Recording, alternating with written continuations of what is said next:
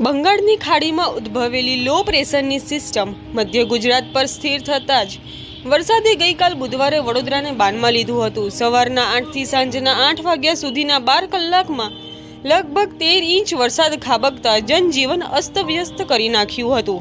હાલ વિશ્વામિત્રી નદીની સપાટી લગભગ 27 ફૂટ એટલે કે ભયજનક સપાટીએ પહોંચી ગઈ છે અને આજવા સરોવરનું જળસ્તર લગભગ 212 ફૂટે પહોંચ્યું છે। હવે જો વડોદરા શહેરમાં વરસાદ ન પડે તો પણ આજવા સરોવરના 62 દરવાજા ખોલી નાખવામાં આવ્યા છે। સતત પાણી છોડવાને કારણે વડોદરા શહેર પર પૂરનું સંકટ યથાવત છે।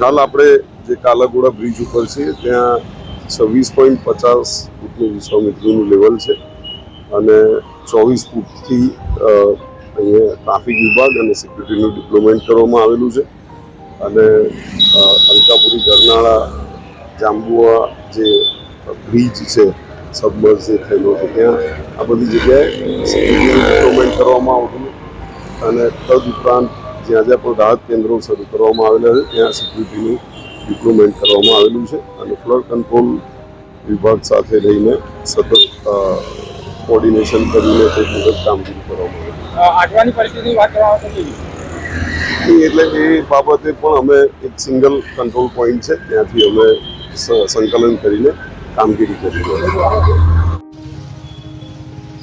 હાલ આજવા સરોવરના દરવાજા ખોલી દેવામાં આવ્યા છે ત્યારે કોર્પોરેશન દ્વારા મોડી રાત્રે લગભગ 2000 ક્યુસેક પાણી છોડવામાં આવ્યું હતું જે પાણી સીધું વિશ્વામિત્રી નદીમાં આવવાથી વિશ્વામિત્રી નદીનું લેવલ ભયજનક સપાટીએ પહોંચી ગયું છે જેના કારણે આજ રોજ ગુરુવારે શાળા અને કોલેજો બંધ રાખવામાં આવી છે। તદુપરાંત શિક્ષણ સમિતિની શાળાઓમાં પણ રજા જાહેર કરવામાં આવી છે તથા ખાનગી ઓફિસોમાં પણ રજા જાહેર કરી દેવામાં આવી છે।